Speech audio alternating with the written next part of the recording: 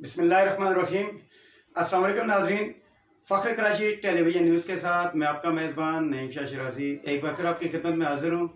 नाज़रीन, मैं इस वक्त मौजूद हूँ कराची में हाजी हनीफ तैयब साहब के पास, जो कि आपके मुल्क पाकिस्तान के 3 बार वफाकी वज़ीर रह चुके हैं और इनकी सियासत के अलावा भी कई एक खिदमात हैं। इन्होंने अल मुस्तफ़ा वेलफेयर ट्रस्ट भी कायम किया है, अल मुस्तफ़ा वेलफेयर के नाम से स्कूल भी कायम किए हैं। इसके अलावा इनकी बेशबहा खिदमात हैं। इस वक्त ये फ़लस्तीन के मामले पर भी इनकी खिदमात बहुत ज़्यादा हैं। आइए जानते हैं इनके बारे में और आपकी मुलाकात करवाते हैं जनाब हाजी हनीफ तैयब साहब से और उनसे पूछते हैं कि आपकी माजी में जो आपने सियासत में कदम रखा और उस वक्त से लेकर अब तक की सियासत को आप किस अंदाज से देखते हैं। जी बिस्मिल्लाहिर्रहमानिर्रहीम। मैं फ़ख्र कराची यूट्यूब का चैनल का शुक्रिया अदा करता हूँ कि मुझे आवाम के सामने अपने ख़यालात का इज़हार करने का मौका दिया। अपने बारे में कुछ कहने से पहले तो सबसे पहले फ़लस्तीन की वजह से हम सब दुखी हैं। 30,000 के करीब बच्चे, मर्द, औरतें शहीद हो चुके हैं और अक़वाम मुत्तहिदा खामोश तमाशाई है। OIC इस्लामी मुल्कों की तंजीम भी कोई काबिल ज़िक्र किरदार अदा नहीं कर रही है और बहुत सारे इस्लामी मुल्क जो इसराइल के अतराफ़ में हैं उन्होंने भी कोई काबिल ज़िक्र किरदार अदा नहीं किया। हम सबको इस पर एहतजाज करना चाहिए, आवाज़ बुलंद करनी चाहिए। इससे अल्लाह उसका रसूल राज़ी होगा। और वहाँ फ़लस्तीन गज़ा में तमाम इमारतें टूट चुकी हैं, मसाजिद भी, चर्च भी और तमाम हस्पताल दवाखाने भी तोड़ दिए गए हैं और वहाँ पीने का पानी भी नहीं है, दवाएं भी नहीं हैं। तो इसलिए इस जुल्म की कैफियत में पाकिस्तान को, ईरान को, तुर्की को और बाकी सुरंग मसाले इस्लामी मुल्कों को एक कलीदी किरदार अदा करने के लिए आगे बढ़कर काम करना चाहिए। और जब तक ऐसी बेदारी पैदा नहीं हो जाती उस वक्त तक में हम मुतहरिक हैं और मुतहरिक रहेंगे इंशाअल्लाह। कल भी जुमा है तो हज़रत अली रज़ियल्लाहु तआला पर ख़िताब होगा और इंशाअल्लाह ताला फ़लस्तीन के मौजू पर भी ख़िताब होगा। तो आपको मैं मुबारकबाद पेश करता हूँ कि आप अपनी ज़िम्मेदारी पूरी कर रहे हैं और हमारी ज़िम्मेदारी ये भी है कि जो चीज़ पाकिस्तान में बनती है वही चीज़ अगर हम यहूदियों की ख़रीद रहे हैं तो हमें शर्म आनी चाहिए। कुछ गैरत मिल्ली का भी मुजाहरा करना चाहिए। वही पानी की बोतलें, वही कोल्ड ड्रिंक हम बाहर का पिएँ, वही साबुन हम बाहर का इस्तेमाल करें, वही टूथपेस्ट हम बाहर का इस्तेमाल करें और मुल्क की तरक्की का ख्याल न करें। तो अल्लाह ताला हमें हिदायत दे। ये पहली गुफ्तगू थी। दूसरी बात यह कि इस कराची शहर पर अल्लाह का बड़ा करम है, पूरे मुल्क के निज़ाम को चलाने में ये शहर बहुत ज़्यादा ताउन करता है, काम चलाता है। अल्हम्दुलिल्लाह इस शहर से 3 मरतबा मैं मेंबर कौमी असम्बली रहा और मेंबर कौमी असम्बली बनने के बाद मुझे जो वज़ारतें मिली कराची में MNA बनने के बाद, पहली थी labour man power overseas Pakistanis, दूसरी थी पेट्रोलियम एंड नेचुरल रिसोर्सेस, तीसरी थी हाउसिंग एंड वर्क्स और चौथी थी माहौलियात। और इन चारों वज़ारत के नतीजे में अब ये जो आप मज़ार कायदे आज़म के नीचे म्यूज़ियम देखते हैं, इसको अल्हम्दुलिल्लाह कायदे आज़म की जो नवादिरात थी उनके इस्तेमाल में आने वाली अशिया वो 40 साल तक हमारे ब्यूरोक्रेट्स ने, सियासी लोगों ने गोदामों में रखी हुई थी। मेरे पास जब इसका चार्ज आया तो मैं 6 महीने के अंदर अंदर म्यूज़ियम बनाकर 23 मार्च 88 को उसका इफ्तिताह कर दिया। कायदे आज़म के मज़ार के चारों तरफ कई एकड़ ग्रीन बाग बना हुआ है, कायदे आज़म बाग है कायदे आज़म। वो भी अल्लाह ताला की तौफीक से मैंने उसको बनाने की सआदत हासिल की।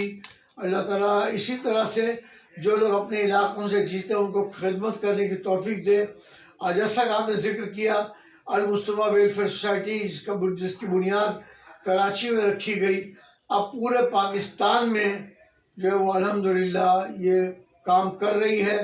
और फ़लस्तीन में भी हमारे जो लोग हैं, हम पाकिस्तान भर से चंदा जमा करके इंग्लैंड भेजते हैं। इंग्लैंड की जो अल मुस्तफ़ा है वो मिस्र भेजती है और वहाँ से रिफ़ा बॉर्डर के ज़रिए से फ़लस्तीनियों की मदद करने की भरपूर کوشش کی جا رہی ہے۔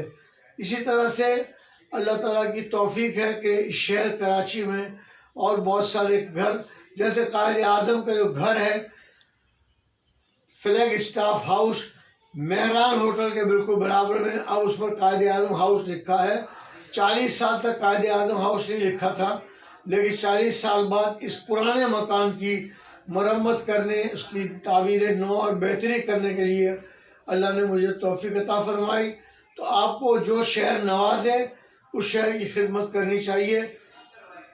زلزلہ آیا تھا کشمیر میں، اور اس وقت کے صوبہ سرحد میں جو اب کے پی کے ہے، تو سب سے زیادہ خدمت کرنے کی سعادت المصطفیٰ ویلفیئر سوسائٹی کو حاصل ہوئی۔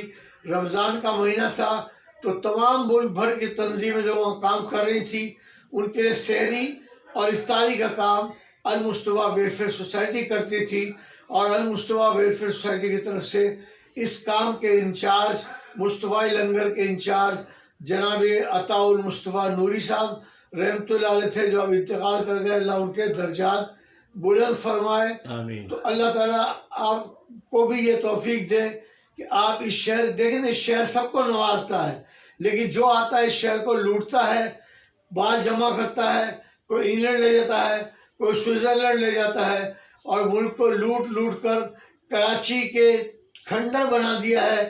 کہیں کراچی جو ہے وہ ایسا لگتا ہے کہ یہ ہڑپا بن چکا ہے، کہیں کراچی جو ہے وہ موہنجو ڈارو بن چکا ہے۔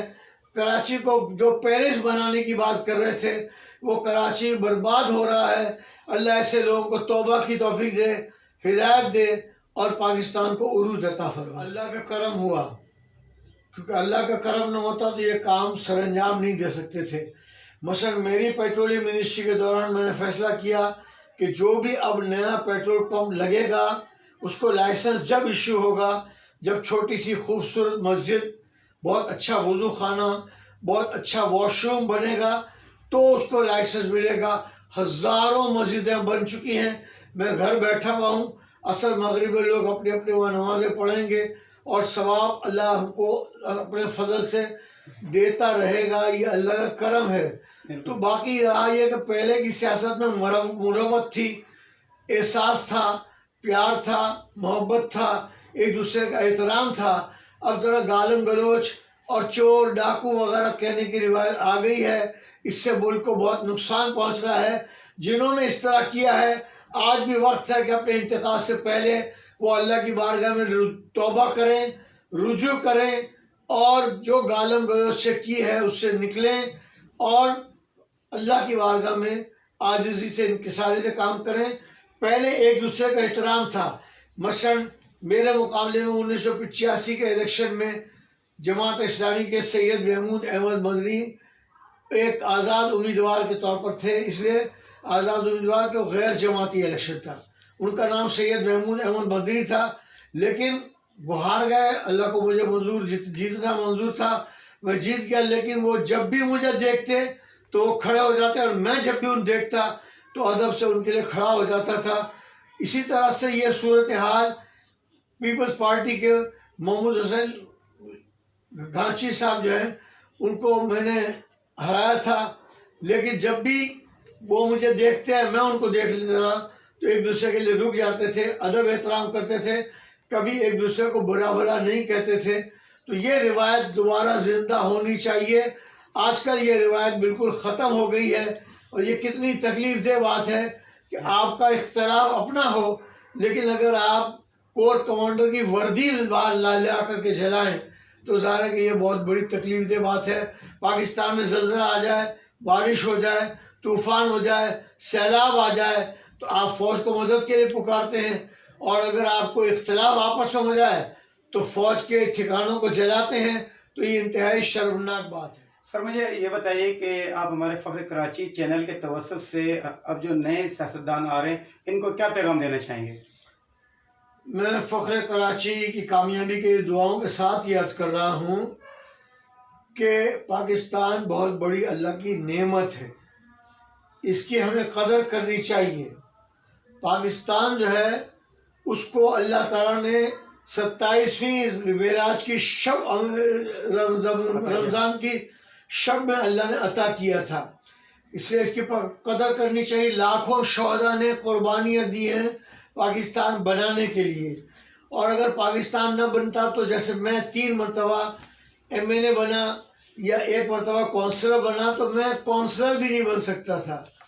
اور جو پاکستان میں IG DIG بنے وہ پولیس کے ASI بھی نہیں بن سکتے تھے. جو governor, commissioner, chief minister, chief secretary بنے وہ کچھ بھی نہیں بن سکتے تھے. یہ سب کچھ پاکستان کے طفیل ہے. اس لیے پاکستان کی قدر کریں، پاکستان کو برا بھلا نہ کہیں، اور پاکستان کی عظمت اور اس کے نام کی سربلندی کے لیے آپ بھی قربانی دیں. ہم سب کو قربانی دینی چاہیے. ناظرین، یہ تھے جناب حاجی محمد طیب صاحب جو کہ اپنے اظہار خیال کر رہے تھے اور پاکستان کے حوالے سے بات چیت کر رہے تھے. بہت خوبصورت بات انہوں نے کہی ہے کہ پاکستان ہے تو ہم ہیں، پاکستان نہیں ہے تو ہمارا وجود بھی بے سود ہو جائے گا. لہٰذا ہمیں پاکستان کی قدر کرنی چاہیے اور پاکستان کی اس طرح خدمت کرنی چاہیے جس طرح کی اس کی قدر کرنے کا، خدمت کرنے کا حق ہے. کیمرہ مین محمد صادق تنولی کے ساتھ نعیم شاہ شرازی، فخر کراچی نیوز، کراچی.